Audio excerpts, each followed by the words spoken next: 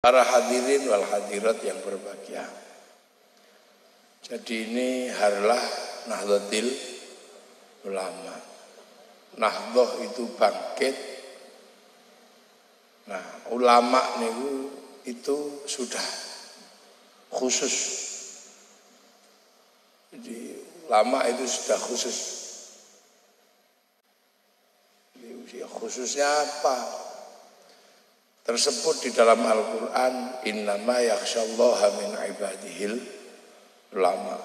Jadi orang-orang yang takut kepada Allah, itulah yang disebut ulama. Nah, secara khusus ulama itu diberi peran setelah Rasulullah, yaitu al-ulama warasatul anbiya.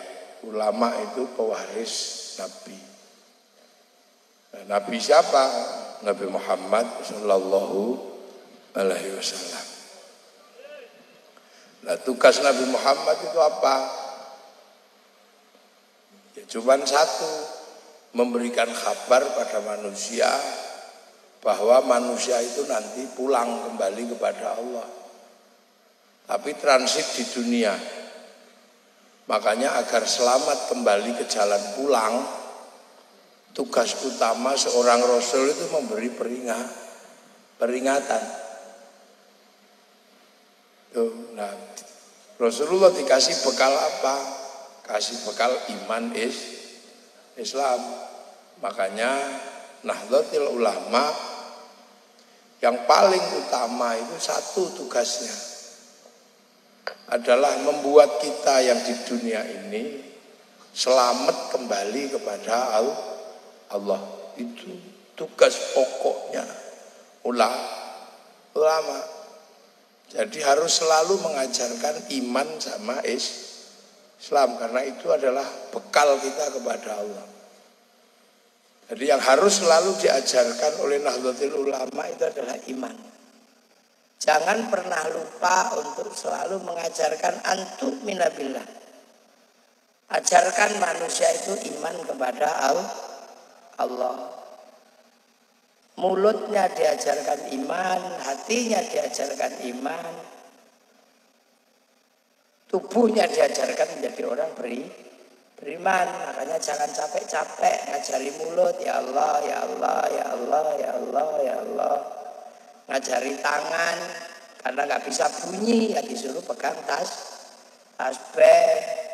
Ngajari kepala, nggak bisa bunyi, ya suruh gedek. Ngajari kaki karena nggak bisa bunyi, suruh bersila. Akhirnya nanti semua beriman, kepalanya ngejejot, subhanallah, kakinya kena telek, masya Allah. Itu tugas pokok yang ulama iman. Wa malaikatihi, dan mengajarkan tentang iman kepada malaikat. Makanya PC atau MWC NU harus ada pembelajaran tentang sekolah memahami malaikat Allah.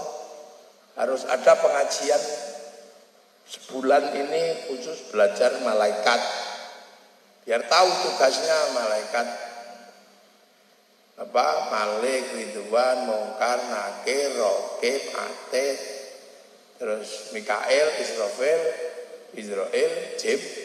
Jibril. Kita harus tahu sampean. Nah, itu NU jangan lupa untuk selalu memberikan pelajaran itu, entah waktunya kapan mau. Waktu itu bihi, dan mengajarkan iman pada kitab Allah.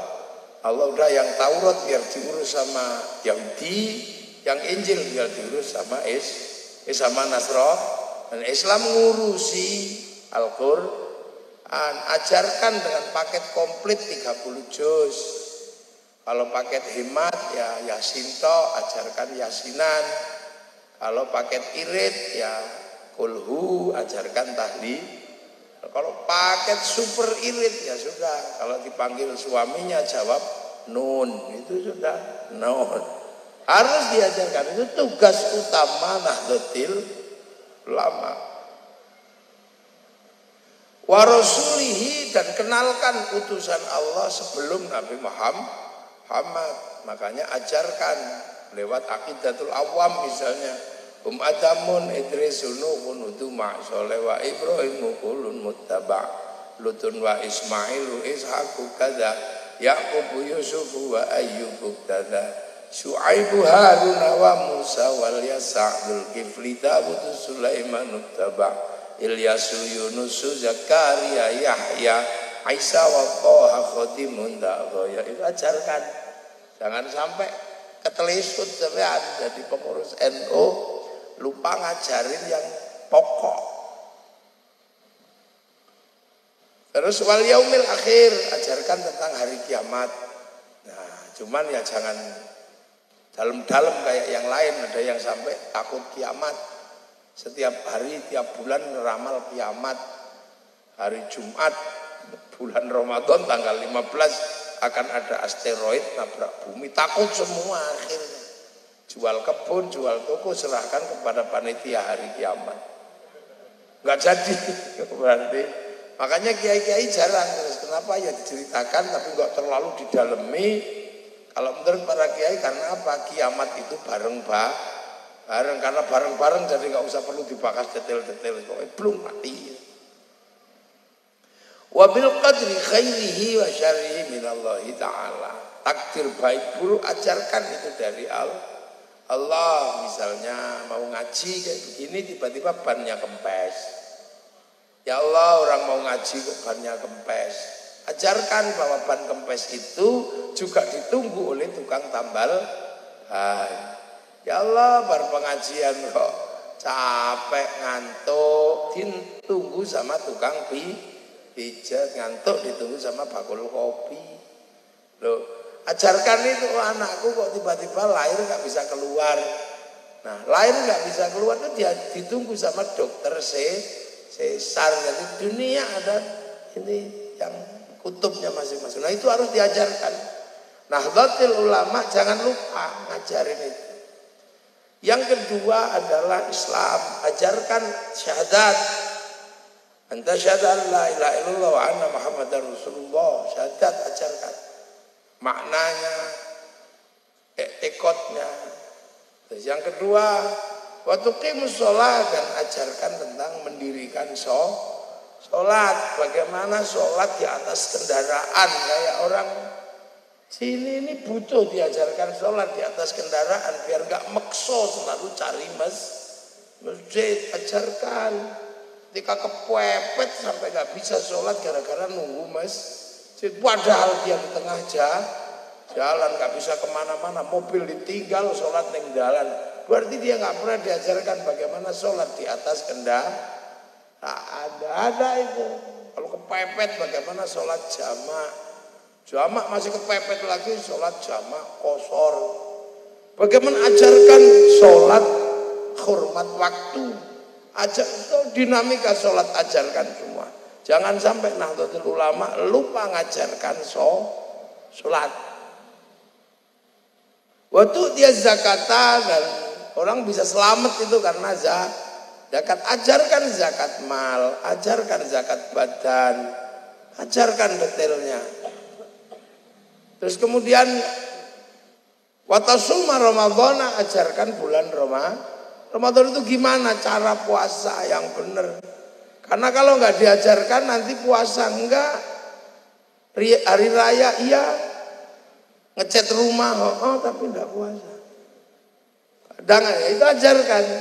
Wa tahujjal baiti man istata'a ilaihi sabila, ajarkan haji atau umroh. Jadi itu pelajaran dasar sekolahnya orang NU.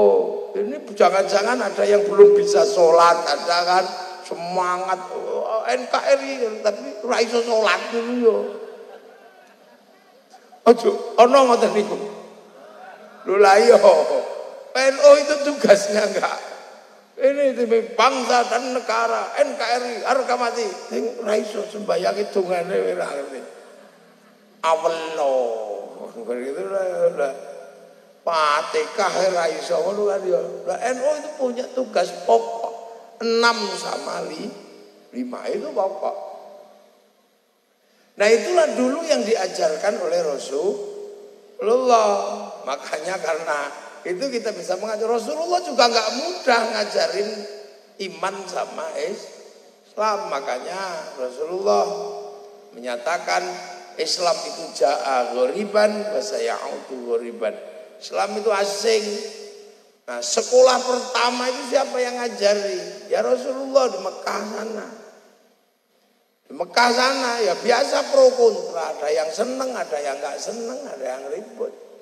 Bahkan Rasulullah di Mekah aja nggak ada yang tahu, karena asing kan. Maka Al-Quran menyebut Rasulullah di sana dengan sebutan wa kafa billahi syahida. Hanya Allah yang tahu tentang Rasul memang Allah.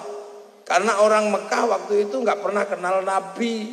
Setelah ditinggal Nabi Ismail, Mekah itu kosong, nggak pernah ada nabinya. Makanya ketika Nabi diutus di Mekah, orang Mekah itu nggak kenal Nabi. Nabi itu apa? Ya udah contoh gampangnya di sinilah, karena sampean diajari tentang kiai, maka ketika saya datang ya disambut wong wis ngerti kiai. Ya fotokus, salaman, satu banser, macam-macam. Karena orang sini ngerti kiai, saya didudukkan di sana, kasih kopi, kasih larutan penyegar, kasih. Karena ngerti kiai. Nah coba kalau saya di daerah yang nggak ngerti kiai, misalnya ke pedalaman Irian gitu, yang nggak pernah ngerti kiai, ya saya nggak perlu minta pelayanan lebih, atau jangan-jangan malah saya dikira tim pemburu babi. Ya nggak usah marah. Makanya Rasulullah di dalam Al-Quran itu wakafa billahi syahida Muhammadur Rasulullah. Sampai akhirnya Rasulullah itu punya teman yang disebut dalam Al-Quran walladzina ma'ahu, orang-orang yang hidup beserta Rasulullah, yaitu sahabat. Makanya sahabat itu ya Abu Bakar, Umar, Utsman, Ali. Karena orang Arab ya yang pertama kali, makanya nggak ada sahabat yang namanya Joni itu. Nggak ada Joni, nggak ada. Karena apa? Orang Arab. Nah terus akhirnya konflik sama orang yang nggak mau terima. Asyidda walal kufar, kuai sama orang kafir. Cuman yang kafir akhirnya masuk Islam. Akhirnya mu'alaf, terus rukun. Ruhama ubainahum, terus rukun, Islam jadi besar. Nah setelah di sana ya masih di sana.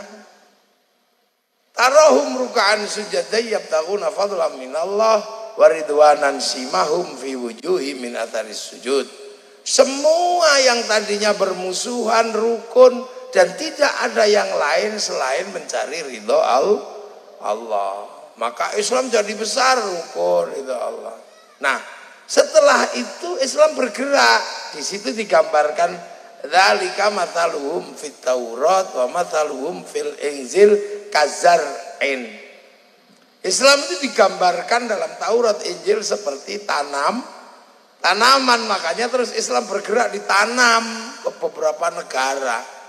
Ada yang ditanam ke Eropa. Yang nanam siapa? Tariq bin Ziyad. Ada yang ditanam ke Cina, berusaha nanam karena zar'in itu tanaman. Yang nanam di sana siapa? Sahabat Sa'ad bin Abi Waqqas. Ada yang bergerak ke Afrika, sahabat Bilal, sahabat Salman nanam di sana. Nah, akhirnya ditanam. Sampai akhirnya bergerak ditanam di Indonesia. Makanya ketika ditanam di sini di Jawa ada tembang lir-ilir tandur. Jadi memang zar'in itu maknanya tanaman. Nah semenjak itulah kita yang di Indonesia mengenal Rasulullah dan orang-orang yang membawa ajaran Islam lah. Siapa yang bawa ke sini? Para wali. Orang-orang ribut, kenapa sih yang ke Afrika itu sahabat, yang ke Eropa panglima, kenapa yang termasuk yang ke Cina itu saudagar, kenapa yang ke sini itu kok wali? Ini yang sering digugat oleh orang-orang yang nggak ngerti wali itu, digugat. Tapi ya udah biarin aja, karena secara ilmiah terbukti kenapa harus wali. Karena orang sini sudah beradab. Rasulullah lahir tahun 571, Bangsa ini sudah komplit. Punya negara, punya kekuatan. Tahun 500 di Jawa sudah berdiri kerajaan Kalingga.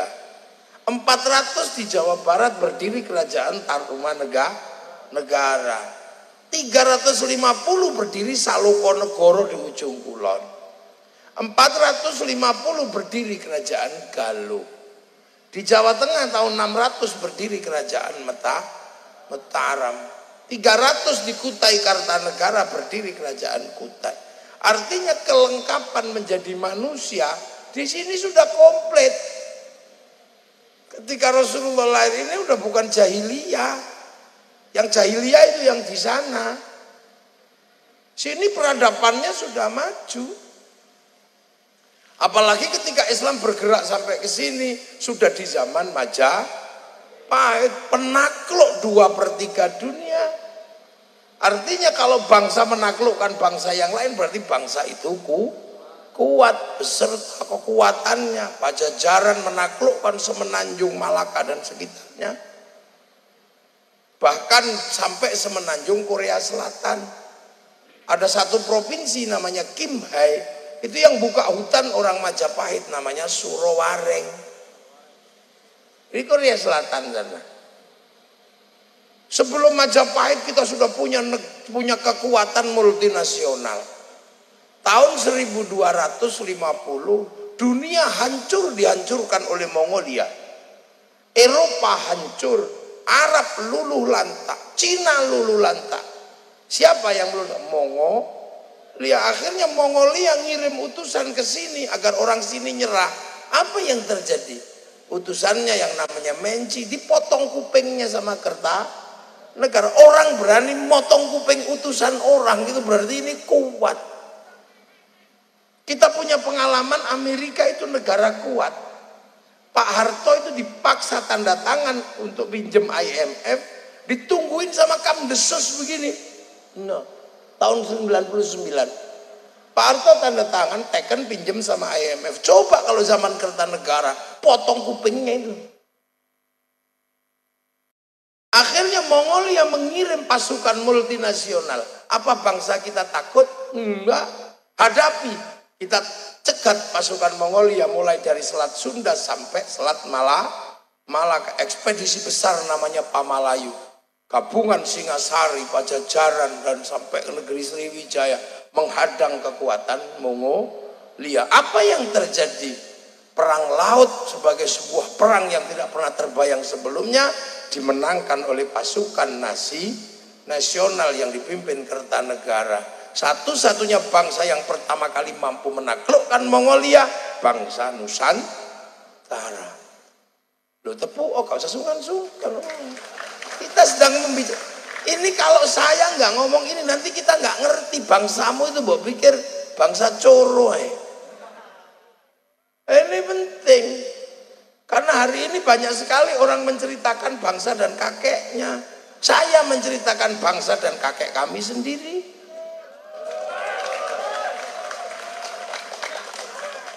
Nah itu.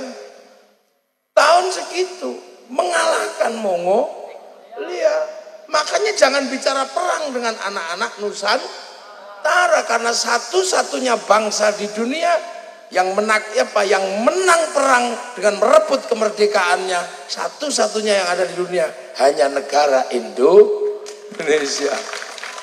Satu-satunya negara yang merebut kemerdekaannya dengan perang hanya Indonesia. Jadi jangan kira kita ini bangsa kecil.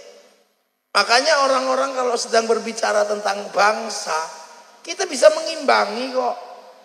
Orang Amerika, orang Eropa punya kisah cinta Romeo Juliet, orang Arab punya kisah cinta Kais Laila, orang Cina punya Sampai Intai, kita juga punya dari Andi Lumut sampai Junjung Bui, kita komplit. Di sana punya ibu tiri kejam dalam kisah Cinderella, kita punya bawang putih, bawang merah. Di sana ada orang kuat namanya Samson, kita punya orang kuat banyak sekali, ada Bantung Bondowoso, ada banyak. Sana punya binatang bisa ngomong, kura-kura ninja dan Tom and Jerry, kita punya kancil, Juriti. Apa ya kita punya? Jadi kita bangsa ini sudah bangsa yang sangat mandiri. Nah, hanya agamanya bukan Islam, agamanya Hindu sama Buddha, terutama mayoritas Hindu, dan Hindunya nggak main-main. Bikin candi Prambanan. Orang kalau main-main dengan agama, langgarnya aja jelek. Orang kalau nggak serius beragama Islam, masjidnya jelek. Lah kalau bikin candi sampai segede Borobudur dan Prambanan, berarti orang sini paling serius beragama. Dan sampai sekarang belum ada yang bisa nanding kebesaran Borobudur dan Prambanan. Bahkan Angkor Wat masih kalah sama Borobudur. Loh, ini nggak bisa kita nafikan. Kita komplit bangsa ini. Sampai yang tadi terbangan ini, pakai terbang, itu kan alat musiknya orang Arab. Kayu sama kulit itu, kayunya tinggal motong, kulitnya tinggal nempel, gampang. Gitarnya Eropa gampang, kayu dibolongi, kasih tali jadi. Orang Nusantara punya alat musik namanya gamelan, terbuat dari logam. Artinya hanya bangsa yang menguasai ilmu pertambangan maju dan penguasaan metalurgi yang mapan mampu membuat alat musik dari logam. Jadi kita ini sudah komplit. Berbicara tentang negara, kita punya negara Kertagama. Berbicara tentang bagaimana membangun hubungan sosial, kita punya kitab Sutasoma. Berbicara tentang perdagangan, kapal dagang kita terkenal paling besar di seluruh dunia. Jadi jangan dikira ketika tahun 1400-1500 Islam masuk itu kita dalam keadaan jahiliyah. Enggak ada. Itu hanya orang yang tidak mau membaca sejarah. Karena kita ini bahasanya pakai bahasa sejarah. Sejarah itu bahasa Arab. Syajaroh, pohon. Makanya kalau berbicara syajaroh, hati-hati. Bibitnya ini, pohonnya pasti ini, daunnya ini, buahnya pasti ini. Kalau mengatakan pohon ini kok buahnya beda, pasti setek. Nah iya kan ilmunya sejarah. Tuh. Nah itu mari kita ingat. Nah kenapa kemudian para wali yang sekarang dikit-dikit wali. Karena memang di sini yang paling laku itu wali kalau dalam agama Islam. Karena yang bisa menghadapi pengislaman sini harus wali. Karena Hindu itu kasta yang khusus ngomong agama itu Brahmana. Kastanya para raja nggak boleh ngomong agama. Raja itu nggak boleh ngomong agama, ngomong negara. Di bawahnya ada Wisya, pegawai, nggak boleh ngomong agama, dia pegawai. Apalagi di bawahnya ada Sudra. Sudra itu petani pedagang. Sekaya apapun dia petani atau pedagang, Sudra nggak boleh ngomong agama. Makanya kalau ada Islam disebarkan oleh saudagar, itu adalah sebuah kesalahan teori ilmiah. Karena nggak mungkin disebarkan saudagar, karena saudagar kastanya Sudra. Makanya yang bisa ngimbangi Brahmana itu para wali. Brahmana punya cakti, wali punya karomah, sama-sama la khaufun alaihim walahum. Yang apalagi kasta-kasta yang di bawah paria tadi itu. Apa di bawah Sudra itu masih ada paria, kastanya pengemis, hobinya minta-minta tapi hidup. Nah di bawah itu ada kuca, nggak minta tapi ngutil, ngentit. Jadi orang kalau suka ngentit bansos itu kuca. Di bawahnya itu ada mleka, maling, tapi kalau ketahuan lari malu. Di bawahnya ada candala, maling tapi berani, begal itu. Nah itu. Nah, yang bisa ngimbangi Brahmana itu adalah para wali. Itulah. Nah, wali-wali ini khusus ngadepi cakti, maka karomah ini dibangkitkan. Nah, wali-wali itu pekerjaannya cuma apa? Kalau ngadepi situasi, ya cuma duduk gini aja, duduk tenang, zikir, wiritan. Qalu rabbuna Allah tsumma istaqamu tatanazzalu alaihimul malaika alla takhafu taksanu. Qalu rabbuna Allah tsumma istaqamu, cuman tenang gini aja. Wiritan gini. Nah itu kalau dalam bahasa anak sekarang setiap menghadapi masalah download, browsing gitu. Untuk menyelesaikan masalahnya download dan browsing. Browsing dari mana? Dari pusat datanya dunia. Dunia ini kan ada pusat datanya sampean. Blueprintnya ada, gambarnya dunia itu blueprintnya ada. Jadi nggak pakai visibility studies itu enggak. Tapi langsung download kemana? Ke cloudnya Allah. Ke harddisk besarnya Allah, pusat datanya Allah yang ada di langit ketujuh sana. Nah itu. Nah apa namanya? Lauhil mahfuz. Itu kalau bahasa anak sekarang kan itu cloud, pusat data. Nabi Muhammad waktu Islam itu ini loh pusat datanya Indonya. Dul itu kesandung jam berapa ada catatannya itu. Nah, orang Yahudi Nasrani menyebut Tabut Sulaiman. Orang Yunani menyebut kotak Pandora. Orang Jepang menyebut kantong Doraemon. Kotak segala ada. Nah wali-wali itu download gini. Makanya wali itu paketannya besar. Apalagi kalau melihat manusia. Tahu semua pusat data manusia itu di situ semua. Karena manusia sebelum diturunkan ke sini kan diregister di situ dulu. Alastu birabbikum qalu bala syahidna, terus dikasih ya udah kamu dicatat sebagai manusia. Nanti tak kasih paketan kan. Paket rezekinya sekian, istrinya sekian, nyawanya sekian. Makanya kalau paketannya habis ya kick udah selesai. Fanfukuruh terus diturunkan ke dunia membawa paketannya masing-masing. Makanya manusia itu sistem kerjanya kayak handphone. Handphone hidup karena ada kartunya. Kartu handphone itu bisa hidup karena terhubung dengan satelit. Yang ngelola satelit siapa? Provider. Provider punya paketan-paketan di situ, maka kartu bisa ngambil paketan dan paketan bisa dikirim antar kartu. Makanya bisa ngirim foto, ngirim gambar.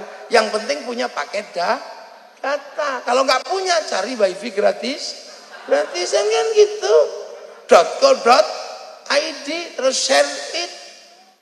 Makanya kan setiap kartu itu karena terhubung dengan satelit dan pusat data, apapun yang dilakukan oleh kartu jejak digitalnya ada, wong catatannya di sana. Itu ya ada catatannya, bayar gitu. Bayar. Loh, makanya kan sama dengan sistem kerjanya manusia. Karena roh manusia terdaftar di Lauhil Mahfuz, maka apapun yang dikerjakan oleh manusia catatannya ada. Itulah manusia dikasih paketan dari sana, paket Al-Qur'an, bal huwa Qur'anun Majid fil Lauhil Mahfuz. Makanya Quran di dunia itu ada dua jenis. Satu jenis print out, satu jenis PDF. Yang PDF ya di password. Passwordnya apa? Alif lam mim nun kaf ha ya ain shad. Kalau print outnya ya tafsir. Makanya saya mau belajar tafsir apa belajar codingnya. Makanya ada coding huruf-huruf Al-Quran, algoritmanya ada, rumusnya abjadun hawazun. Kitabnya adalah Al-Awfaq Syamsul Ma'arif, Mamba'u Ushulul Hikmah. Itu coding algoritma. Makanya kalau menguasai itu ya bisa mengatur provider. Buktinya apa? Cina berani pakai coding sendiri.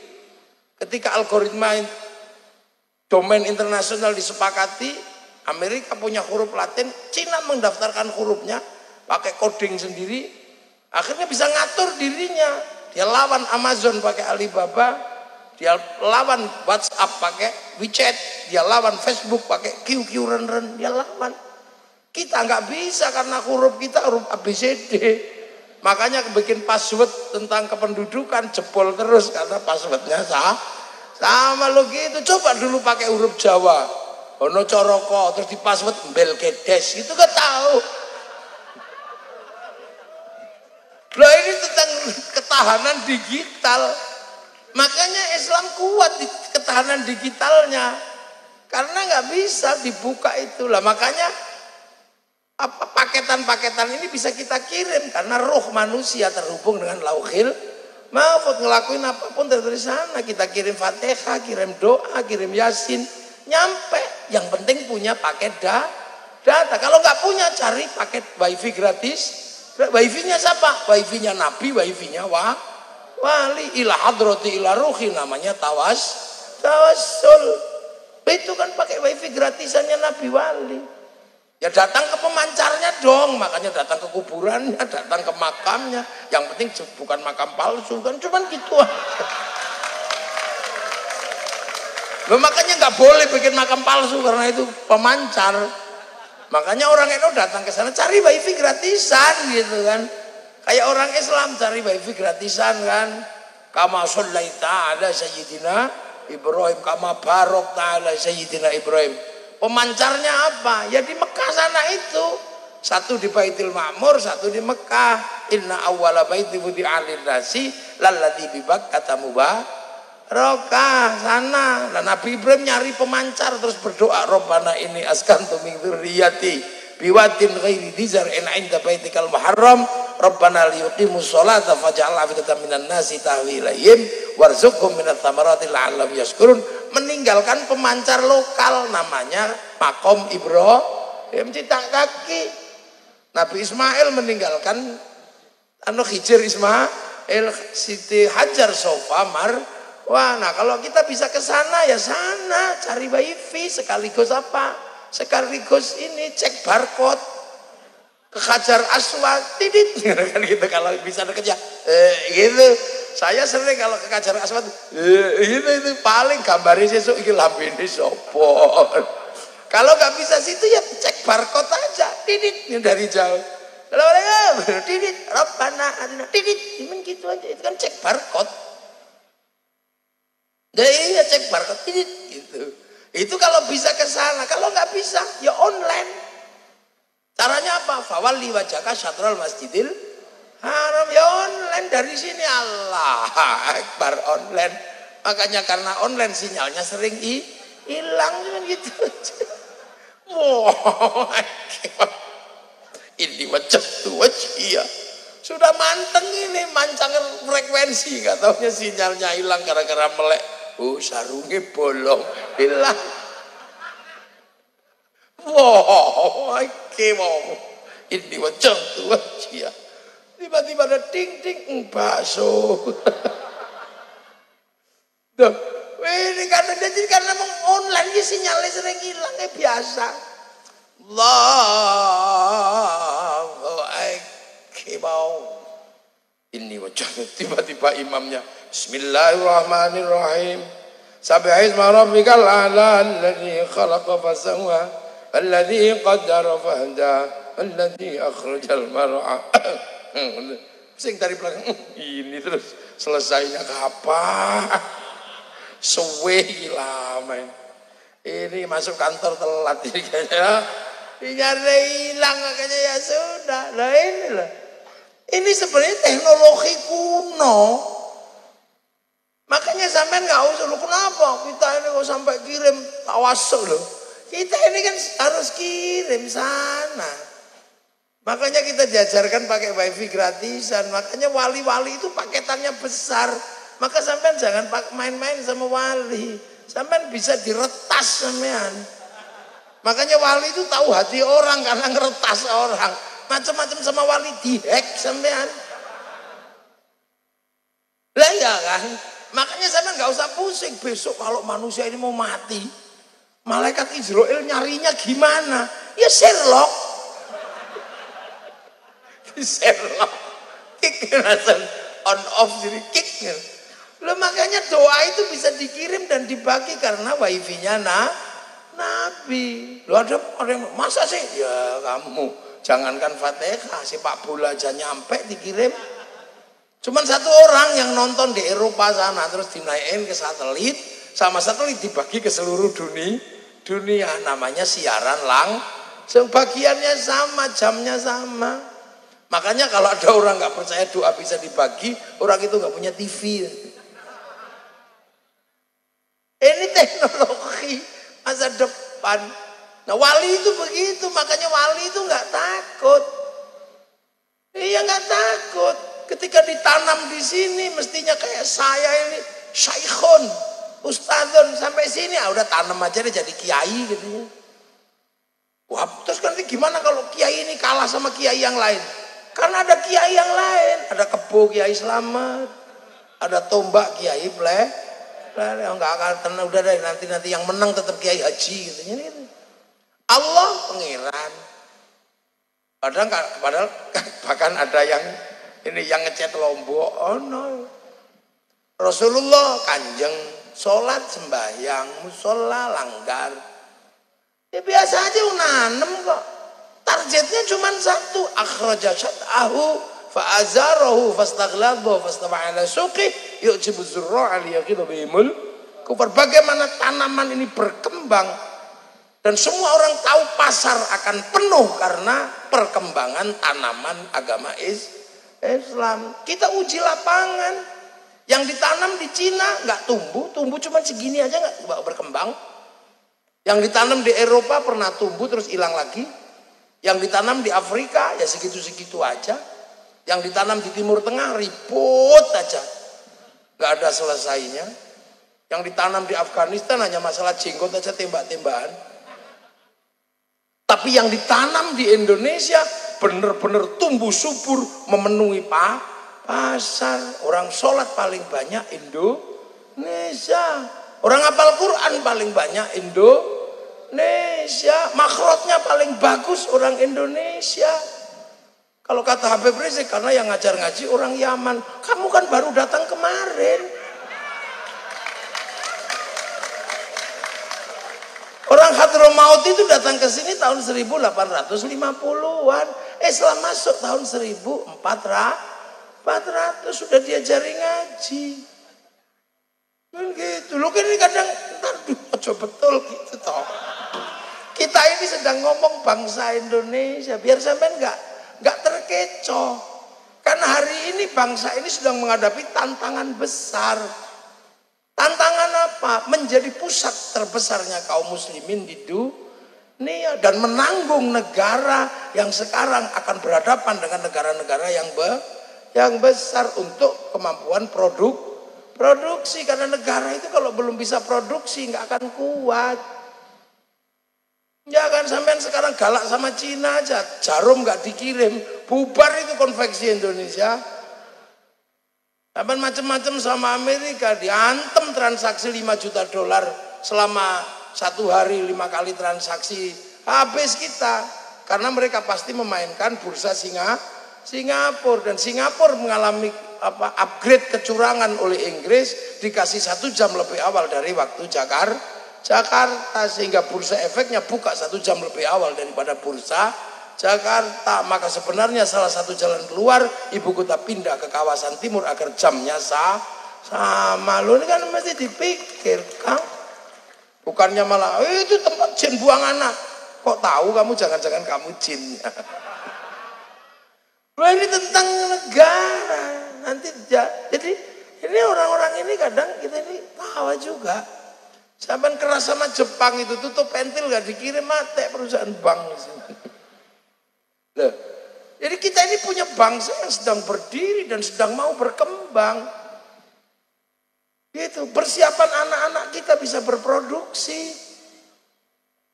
Nah, produksi itu hubungannya sama konsumsi. Nah, konsumsi terbesar itu konsumsi dalam negeri. Konsumsi dalam negeri hanya tumbuh kalau punya rasa cinta pada bangsa dan negara. Makanya Amerika sebelum produksi dan konsumsi dia bangkitkan kebangsaan Amerika. Dia ceritakan bagaimana orang Eropa perang melawan Indian, mulai dari Wild West sampai The Last of the Mohican. Diceritakan. Kalah dengan Vietnam, dia bikin Rainbow 1 sampai 6. Kalah dengan Cina, bikin American Shaolin, American Kung Fu. Kalah dengan Jepang, American Ninja, American Samurai, bahkan samurai terakhir dari Amerika namanya Tom Cruise dalam film The Last Samurai. Loh, ini cara mereka membangkitkan kebangsaannya. Jepang ini berat karena harus membangun bangsanya. Dalam negeri menopang pasar luar negeri, namanya dumping. Semangat Bushido dinaikkan dan jangan sampai konflik terjadi instabilitas seperti zaman Tokugawa dan restorasi Meiji. Anak-anak kecil di sana diajarkan membangun negara, dibikinkan film sederhana, kasih judul Samurai X dengan tokohnya Rurouni Kenshin. Malaysia mulai mengajarkan kebangsaannya, serahkan kembali pada si Upin dan si Ipin. Jangan ribut dengan anak-anak Cina, kenalkan Mei Mei. Jangan ribut dengan anak-anak India, kenalkan dan Jarjet. Jangan ribut dengan anak Indonesia, kenalkan Susanti. Cara mereka ngajarkan itu. Korea sebelum bangkit ceritakan kebangsaannya lewat drama Korea. Modalnya meja makan dan air mata. Itu aja bisa mengeruk keuntungan berapa triliun dalam 1 tahun. Generasi yang tua-tua ini masih ingat konser terbesar di dunia, yaitu konser legenda rock dari Amerika yang sekarang sudah jadi legenda, namanya Metallica. Konser tahun 91 di Moskow, penontonnya berapa orang? 6 juta orang. Semua orang mengatakan gak akan bisa ditandingi, bahkan Woodstock tidak bisa menandingi itu. Tapi ketika COVID kemarin 19 kalah sama BTS. Sekali konser yang nonton 100 juta orang. Sehari sekali, seminggu 4 kali, 1 bulan 16 kali. Saya hitung selama 1 tahun pemasukan ke Korea Selatan lewat BTS 2.500 triliun. Nah, ayo, lo ini negara, wong Jawa BK mesti tak ajak mikir ke depan biar gak ribut ya. Ben ora ribut masalah katok cingkrang, masalah jenggot, masalah ngene, ayo. Tapi pikir maju ke depan. Kita ngomongin bangsa. Ya, gitu lah. Jadi kita ini jadi sekarang yang paling gede. Makanya kiblat kebangsaan kita jangan digeser kemana-mana. 46 sampai 48 kita kebingungan karena apa? Zaman Bung Karno siapa? Hitler mati. Ketika Hitler jatuh, tiba-tiba Amerika sama Soviet pecah konflik. Terus kita sebagai negara kecil diminta, kamu ikut Amerika apa ikut Soviet? Ntar dulu. Kata Bung Karno, non-blok. Terus cara membangun bangsa ini gimana kalau non-blok? Apa kita mau menduplikasi model Eropa? Enggak, salah asuhan. Novelnya ada. Apakah kan mau kita bangun dengan cara Arab? Enggak. Di bawah lindungan Ka'bah. Apa mau kita bangun dengan cara Belanda? Enggak, tenggelamnya kapal Van der Wijk. Apa mau kita bangun dengan murni cara Indonesia? Apa yang ditulis Siti Nurba? Ya, ini cara pandang bangsa. Jadi masa depan kebangsaan ini sedang dipersiapkan. Makanya kiblat kita jangan digeser kemana-mana. Jangan digeser dulu ke Yaman, jangan digeser dulu kemana. Kita coba lurus dengan cara Indonesia kalau mau bangkit. Apa yang kita miliki, kita bangkitkan. Jangan digeser ke negara-negara yang lain dulu, itu jahat namanya. Kita dipaksa menjadi orang lain sampai kemudian bangsa kita nggak bisa bangkit. Gitu, akhirnya apa? Sego santan nggak laku, yang laku akhirnya apa? Nasi biryani, kacau nanti.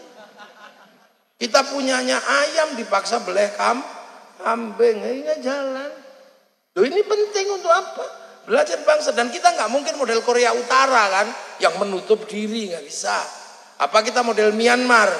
Nggak bisa. Kita akan dengan cara Indonesia. Maka harus kembali kepada real-real Indonesia. Cina dulu berani mengambil resiko. Bahkan Tuhan pun dijadikan gurauan di Cina ketika Tuhan bagi orang Cina ngerepotkan. Gitu. Tuhan larang judi, dia bikin dewa judi. Tuhan larang mabuk, dia bikin dewa mabuk. Kalau Tuhan sudah terlalu berkuasa, mutlak, dinaik isun gokong kayangannya. Tuhan yang ngungsi. Itu cara mereka untuk independen karena merasa diintimidasi oleh agama. Nah di sini kemarin kita sudah berusaha kan. Agama mengintimidasi orang dengan berbagai caranya. Tapi Nahdlatul Ulama konsisten dengan Islam Nusantara. Bagaimana kita gak diintimidasi? pegang akik diintimidasi musyrik. Beda jenggot diintimidasi bom. Iya kan? Baru pegang ayam diintimidasi bid'ah. Mungkin serem itu. Cuman beda Allah Akbar, tidak sunnah. Kita tiba-tiba diintimidasi oleh orang yang nggak tahu itu orang dari mana. Akhirnya Nahdlatul Ulama melawan semua intimidasi, konsisten dengan Islam Nusantara. Yang akhirnya gara-gara Islam Nusantara semuanya dibalikkan gini dengan pelan-pelan. Ya resikonya yang nggak Nusantara ya rungkat. Ya resiko, Pak. Ketahuan kan, oh ini bukan Nusantara, oh ini bukan. Oh ketahuan karena apa? Kembali ke real Nusantara. Nah itu kalau kembali ke situ, kembali ke sistemnya para wali. Makanya jadi sholat sembahyang ya sederhana aja. Pondok pesantren, potensi lokal, dan itu berlanjut sampai sekarang gaya Nusantara itu. Orang pinjem Honda dikasih RE King nggak marah kok. Pinjem Honda keluarnya RE King. Udah jelas belinya Sanyo keluarnya Nasional sama Shimizu. Nggak marah. Udah jelas belinya Aqua keluarnya Le Mineral. Orang juga nggak marah di Indonesia. Orang belinya Softtek keluarnya Avail. Nggak marah ibu-ibu. Beli Indomie keluarnya Sarimi. Bahkan bulan Ramadan hari Lebaran disuguh makanan kongwan, begitu dibuka isinya rengginang. Juga nggak marah. Loh, makanya orang Indonesia itu penuh pengertian. Makanya kalau yang nggak penuh pengertian itu pasti bukan Nusantara. Dikit-dikit diintimidasi semua. Semua salah. Oh, untung Nahdlatul Ulama tegas, kami tegas dengan Islam Nusantara. Lama-lama ikut juga semuanya. Yang tadinya disebut Ustadz sekarang juga udah disebut Kiai. Iya, yang satunya disebut Master H sekarang Master S. Loh ya kan tadinya Habib sekarang jadi Sayyid. Ya sudah. Ya mau bagaimana? Kembali ke sistem Nusantara. Yang tadinya pakai jubah sekarang kembali pakai sarung. Karena orang Nusantara dulu ini sarung ini juga bajunya para ulama, baju Rasul.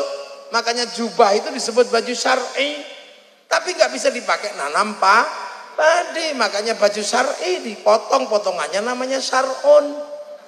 Nggak punya huruf ain, punyanya monggo potong. Maka sarun jadi sarung, saruan jadi sarungan.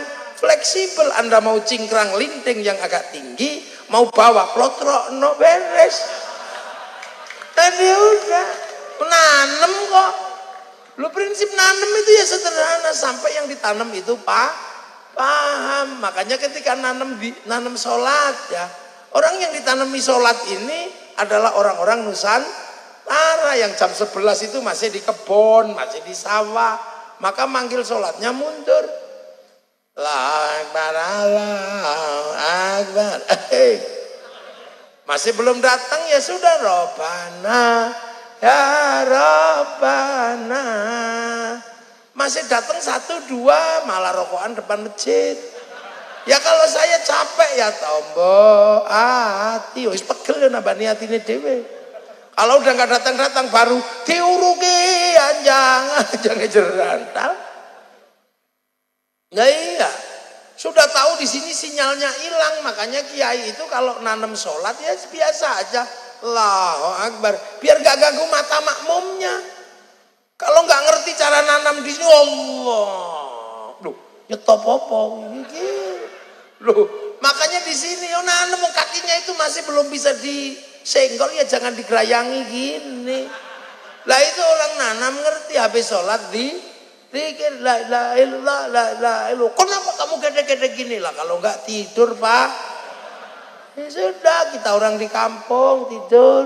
Kenapa bunyi? Kami bodoh Pak, kalau nggak ada yang bunyi kita nggak denger, nggak bisa menirukan. Kalau Anda pinter nggak apa-apa, diem gini langsung wusul kepada Allah. Anda pinter, kami orang bodoh, diem gini tidur Pak. Sederhana, jadi nggak usah terlalu serius nanggepinya. Ini ngono nandur kok nanem. Ya suka-suka aja nanam bali. Loh. Tapi proses penanaman itu sampai hari ini masih bisa kita rasakan. Tapi kita kan nanam di tanah orang. Tanah siapa? Tanah Pajajaran, tanah Majapahit. Agamanya Hindu. Yang dihadapi juga beda. Jadi kiai di Indonesia itu lebih rumit daripada kiai di Arab. Iya kan? Orang sana bakas binatang paling sapi sama kambing, unta. Nggak ada bakasan terenggiling. Undur-undur. Larok. Sana bakas buah itu paling ya kurma sama delima. Nggak ada bakasan kesemek, jamblang, durian, cipluan.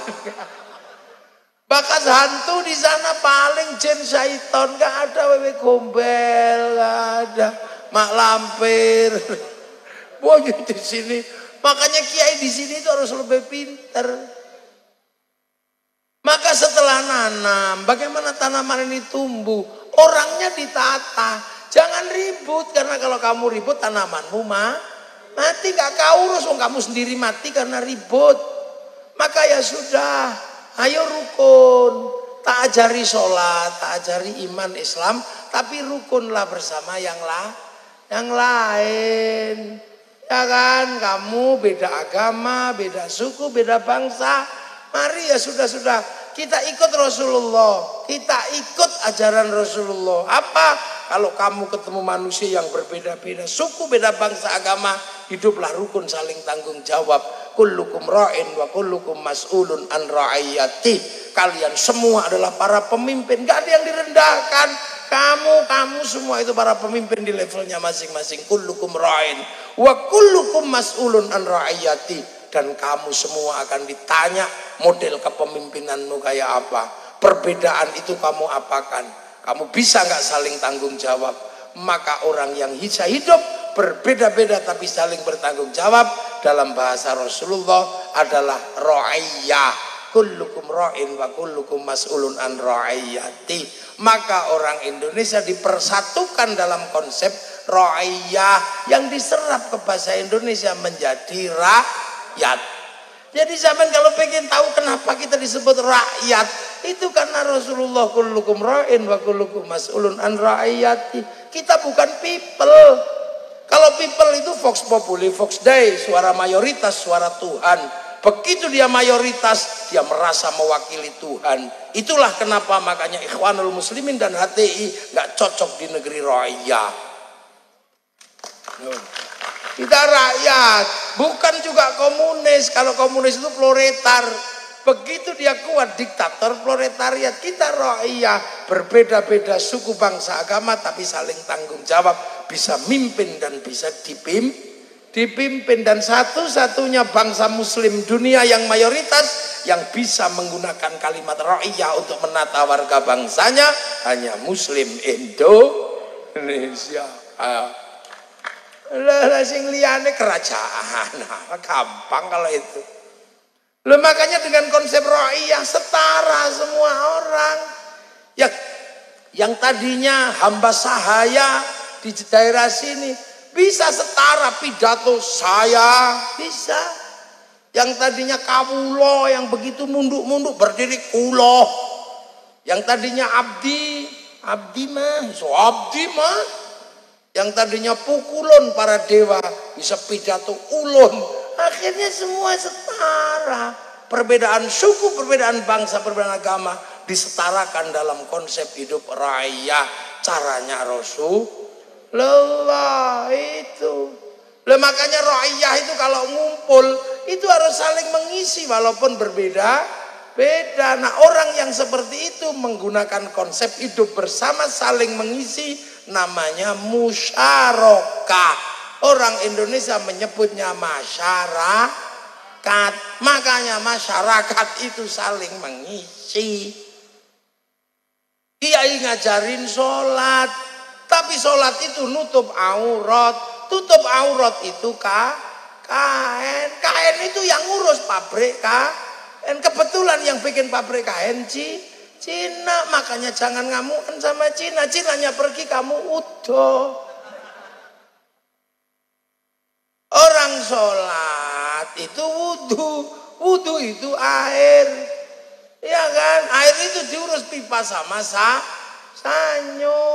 Wudunya kiai, airnya diurus sanyo sama pipa. Yang ngurus mereknya Mas Pion, Avian, macam-macam loh, nasional. Sampean haji diurus sama bank, seluruhnya berkiblat kepada Bank Devisa New York. Jaminan obligasi sana punya siapa? Rothschild, Rockefeller, Yahudi. Begitu berangkat haji diurus sama pesawat, Boeing sama Airbus. Itu ilmuwan perusahaannya juga Yahudi. Makanya hancurkan, bunuh Yahudi semua. Renang kita. Musyarakah itu makanya saling mengisi. Makanya kiai itu nggak dikit-dikit ngamuk. Tawassut, tasammuh, tawazun. Itu kenapa sampean mau tahu kenapa kiai itu nggak dikit-dikit galak, rokok haram. Ya nggak bisa, bang, hukumnya nggak ada. Ya ditanya kenapa kamu ngerokok, kalau nggak ngerokok pusing, ya wajib. Kenapa kamu ngerokok? Kalau nggak ngerokok pusing, kenapa kamu nggak ngerokok? Kalau ngerokok malah pusing, haram. Enak. Tapi hukum besarnya adalah dia menyumbang 475 triliun kepada negara ini yang ngurusi jalan. Makanya kalau ada orang mengharamkan rokok, dosa lewat jalannya pemerintah. Hati-hati loh. Saya tidak membela perokok. Saya bukan perokok. Jadi kalau Anda pengen tahu, saya bukan kiai yang ngerokok. Udah selesai. Dulu ya. Kenapa? Ya udah, anak saya protes terus, terutama istri. Awas kalau ngerokok lagi, bau katanya. Demi cinta padanya ya aku rela lah meninggalkan rokok. Kalau harus memilih meninggalkan rokok dan meninggalkan dia, aku lebih memilih meninggalkan rokok.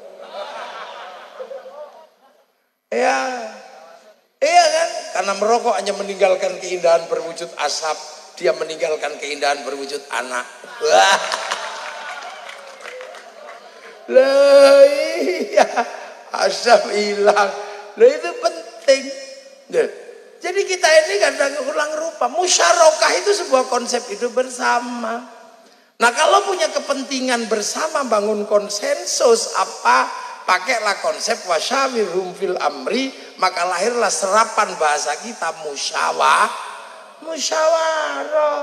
Itu dicetak di mana-mana. Murid para wali bergerak ke Kalimantan, Khatib Dayan. Yang bergerak ke Sulawesi, Datuk Ribandang. Yang bergerak ke Palembang ada namanya Aryo Abdillah. Semua bergerak murid para wali. Inilah yang kemudian daerah-daerah yang diajarkan konsep para wali seperti ini, itulah yang akhirnya dikenal dengan wilayah. Coba sampai cari, Indonesia itu menggunakan konsep wilayah. Kenapa disebut wilayah? Daerahnya para wali. Siapa yang mengingkari wali bertempat di wilayah? Ayo, tentara adalah penjaga wilayah, maka tentara juga punya hutang pada para wali. Wali kota adalah yang mimpin sebuah kota, karena dia wali kota punya tanggungan wilayah, berhutang pada para wali. Maka pemimpin wilayah sudah harusnya ziarah pemakam para wali. Tapi wali yang bangun wilayah, bukan wali abal-abal yang baru-baru itu. Wali yang bangun wilayah, yang wilayah itu akhirnya menjadi NKRI, Negara Kesatuan Republik Indonesia. Makanya NKRI coraknya beda. Arab satu bangsa pecah puluhan negara, Cina satu bangsa pecah puluhan negara, Afrika satu bangsa pecah puluhan negara. Tapi kita puluhan suku, bangsa dan agama mampu bersatu dalam satu negara kesatuan Republik Indonesia. Lagi bedane karena makanya kita menggunakan landasan Pancasila. Tertinggi tetap Tuhan. Gak ada yang bisa ganggu Tuhan, itu tetap tertinggi. Di zaman Hindu bangsa itu Tuhan tertinggi, di zaman sekarang juga Tuhan tertinggi, menjadi NKRI Tuhan masih setinggi. Setelah urusan Tuhan, kedua adalah urusan manusia, karena manusia adalah memang diciptakan untuk menjadi underan itu dunia. Sekarang apa yang nggak berhubungan dengan manusia? Kursi ini berhubungan dengan karena ada bokong manusia. Jabah BK sebegini gede karena apa? Karena kebutuhan manusia. Makanya ada yang cuman ngurus kaki tok, bikin pabrik sepatu. Ada yang ngurus tok, kaya, punya pabrik pempes. Jadi apa? Kipas angin karena keringat manusia, lampu karena mata manusia. Mana yang nggak ada urusan sama manusia? Pengajian ini nggak ada hubungannya sama bunga-bunga ini, nggak ada. Tapi kenapa ada? Karena mata manusia pengen lihat yang bagus. Maka manusia adalah yang kedua setelah urusan Tuhan.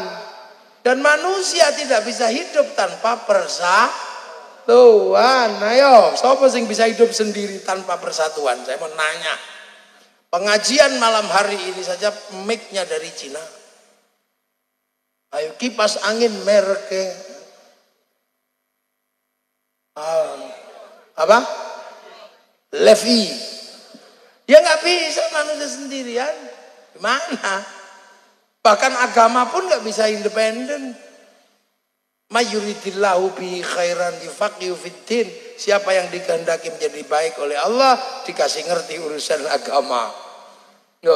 La khairan di situ nakirah, maknanya khairan kamilan, kebaikan yang sempurna. Baik sempurna bukan milik manusia, baik sempurna milik Allah. Kalau manusia baik pasti nggak sempurna. Contoh pengajian ini baik apa enggak? Kalau pengajian ini baik, yang paling baik siapa? Ya kiainya. Pastilah saya yang paling baik. Kalau pengajian ini baik, saya yang paling baik. Tapi saya nggak boleh ngaku paling baik karena saya terlihat baik di sini karena diundang panitia. Kalau nggak diundang panitia ya saya nggak kelihatan di sini. Mungkin yang terlihat yang lain lagi. Jadi saya kalau sudah begitu harus nyerah bahwa panitia adalah yang baik. Tapi kalau dibandingkan baik saya apa baik panitia? Ya kata panitia baik panitia. Kalau katanya baik saya, kalau saya nggak datang pengajianmu jelek. Lu baik itu baru 2 udah ribut kok. Apalagi kalau sampean di sini ikut-ikutan kami yang baik ya. Lah kenapa? Mau datang. Lah kalau ini nggak ada yang datang, ini bukan pengajian, cek sound. Oh ini loh Pak Rahmat ini berkali-kali ke rumah ini. Oh ini saya nggak percaya pertamanya kalau beliau itu adalah orang di kompleks ini, karena masa sih ini nggak meyakinkan kata saya. Gak taunya beneran tadi itu. Oh, orang sini beneran, saya mampir ke rumahnya. Ke rumah, oh beneran orang sini. Pikirlah karena ke rumah itu nggak pakai jas, nggak pakai apa. Lutuk gitu kan. Oh. Tapi ini yang membuat saya terlihat baik di sini. Jadi baik itu nggak pernah berdiri sendiri. Kata tukang son, yang baik ya saya kiai. Loh kok bisa? Sonnya tak matiin bubar udah. Tukang bikin tenda, tukang bikin ini apa panggung. Nah, itu ya mereka ini yang bilang saya yang baik kiai, kalau kata bikinan itu udah jelek sekali. Padahal biasanya yang ngeset panggung gini ya sholatnya nggak terlalu rajin.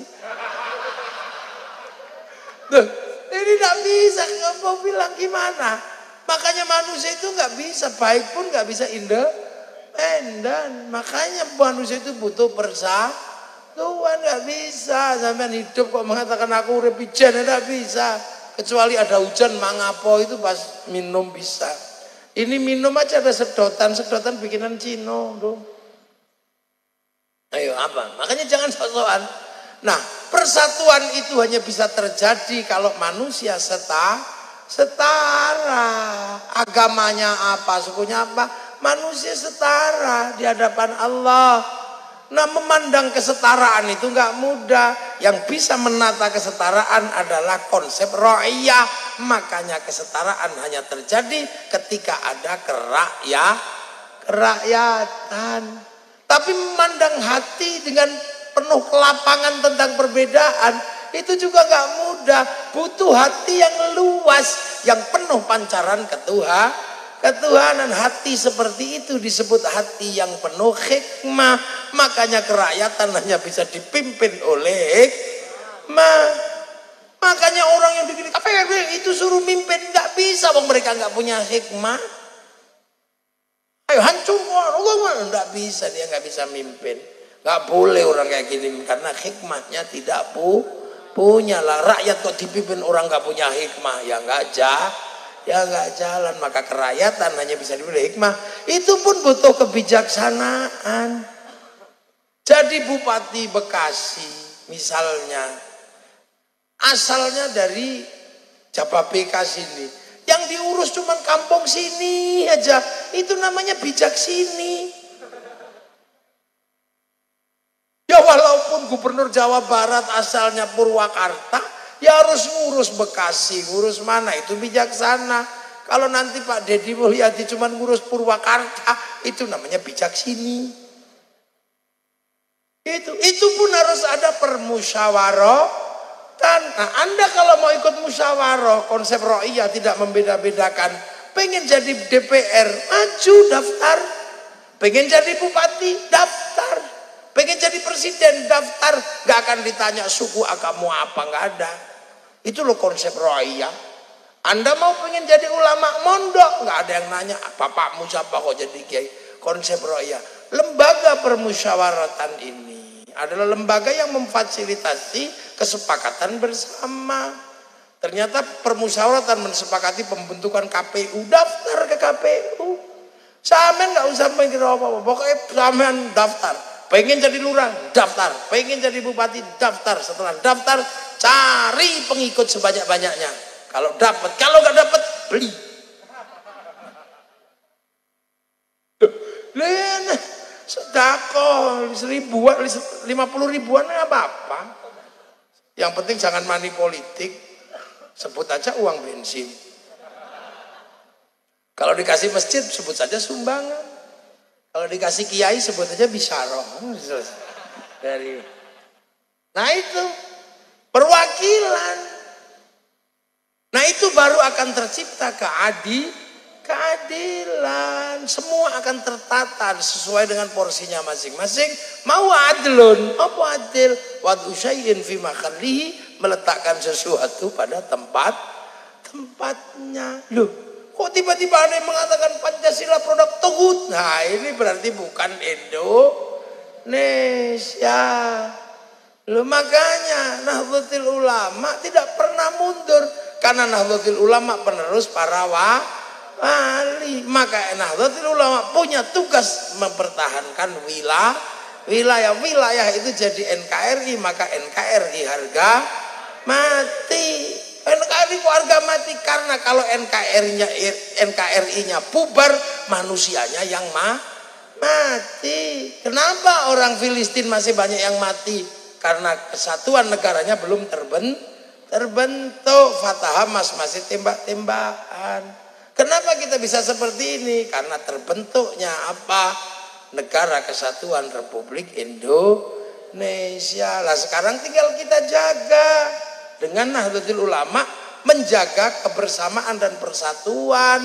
Walladzina ja'u min ba'dihim yaquluna rabbana ighfir lana wa li ikhwanina alladzina sabaquna bil iman. Nah, sabaquna bil iman kita ini para wali. Sabaquna bil imannya orang Yaman ya para sabaquna bil imannya orang Cina ya sahabat Sa'ad bin Abi Waqqas. Itu kan gitu.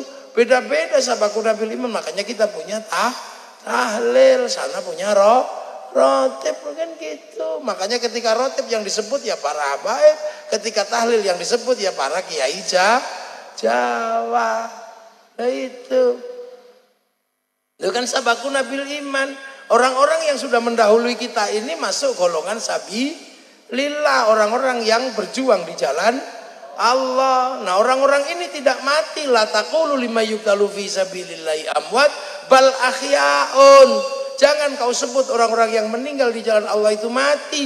Mereka masih hidup, walakin la yash'urun. Karena mereka masih hidup, jangan kau ganti makamnya. Jangan kau ganti namanya. Gak boleh karena masih hidup orangnya, cuman kita nggak tahu. Makanya kita datangi kuburannya. Akhirnya apa? Bis pariwisata laku. Orang jual nasi di makam wali laku, jual tasbih laku, bahkan copet bisa hidup di situ. Terus zikir di situ, semua laku loh. Enak kita ini masih punya konsep persatuan. Yang lain udah sendiri-sendiri. Makanya ketika bangsa negara menghadapi tantangan, kita selalu punya konsep melawan bersama sama. Awas bahaya Syiah. Kita cuma mengatakan lah Syiah apa? Lagunya Haddad Alwi itu Syiah, Umi. Itu aja kok Syiah. Dan gitu. Akhirnya kita kalau di Indonesia itu kamu dikit-dikit Syiah, ada yang lebih serem. Lagu indung-indung.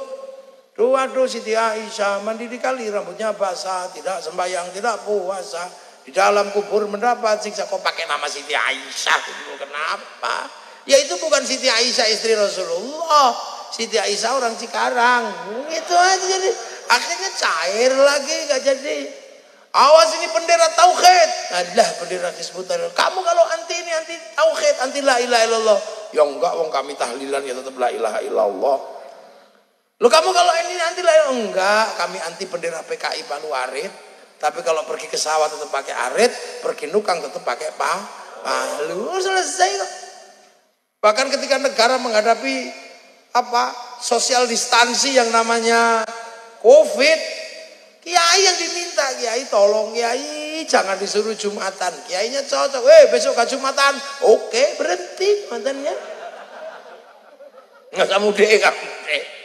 Tolong kiai jelaskan corona, kiai kok disuruh jelaskan corona. Ya nggak ngerti, akhirnya kiainya ya dengan segala kemampuannya. Saudara-saudara, ini zaman akhir, dosa manusia di zaman teknologi digital itu ada dua, dosa mulut sama dosa tangan. Mulut bisa ngomong apa saja, tangan bisa buka apa saja. Maka Allah mengadab tangan dan mulut. Mulut pakai masker, tangan pakai hand sanitizer. Betul, betul. Padahal kiai ini ngarang. Setiap hari ketemu, akhirnya tenang. Hanya Indonesia menyelesaikan Covid tanpa kekerasan. Karena ada kiai, ada ruang publik untuk mengedukasi umat. Coba kalau kiai ini mogok, Suriah hancur, Libya hancur, Afghanistan hancur. Sini terorisnya mati ditembak polisi lain. Ini jangan dikira diam-diam kita menjaga itu komplit. Menjaga diniyah, menjaga wataniyah, menjaga basyariyah, komplit kita ini. Jadi jangan dikira. Makanya NU ya itu kayaknya begini dari dulu. Makanya kalau ada langgar diurusi NU pasti gak ribut dengan yang lain. Itu karena konsepnya nanam kazarin, makanya NU itu nanam pelan-pelan. Tapi ada yang gak suka nanam. Datangnya langsung pas prasmanan, ada. Minta berkat yang paling gede. Ya pusing lah kita. Nggak pernah nanam, ngajar TPQ enggak, jadi guru enggak. Tapi setiap prasmanan datang duluan. Ada yang kayak begitu. Biayanya paling mahal lagi. Ya NU lama-lama pinter juga akhirnya. Dipikir orang NU nggak ada yang pinter juga. Tahu akhirnya, oh ini cuman pengen panen doang. Dan hari ini kita membuktikan Nahdlatul Ulama dengan berbagai dinamikanya menjadi organisasi Islam terbesar di dunia. Ayo, coba. Ini baru model begini. Coba kalau nanti NU tiba-tiba kemudian menjadi kekuatan ekonomi. Siapa yang bisa ngelawan? Kenapa Bank Devisa New York punyanya Rothschild itu besar? Karena dulu mereka bikin DAU, dana abadi umat. Kalau NU sekarang tiba-tiba nanti akan ada gerakan membangun ekonomi umat dengan bikin DAU, dana abadi umat. Siapa yang bisa ngelawan? Ayo. 120 juta, 1 juta per kepala dalam 1 tahun. 120 triliun. Kalau 10 juta, 120 triliun kali 10. Bikin 10 kali. Siapa yang bisa ngelawan? Berapa itu? 1.200 triliun. Siapa yang melawan? Itu nanti saat yang muda-muda ini sudah bisa menjadi pemimpin. Karena apa? Kita juga sudah tenang karena negara ini bisa produksi dan bisa konsumsi. Makanya tantangan besar sekarang Nusantara ini tantangan besar. Karena pasar terbesar dunia hari ini masih tetap Indonesia. Jangan lain-lain sampean. Ya, makanya saya minta itu kalau dalam bahasa Mbah Wahab, manuk gladik cucuke abang, ojo manuk gladik cucuke biru. Nek manuk gladik cucuke biru bar dilantik terus turu. Nek manuk gladik cucuke abang bar dilantik terus berjuang. Lah itu makanya NU enak ketemu dengan ini ya rukun, tapi kalau sudah ganggu NKRI, NU galak. Iya, NU galak kalau sudah mengganggu NKRI.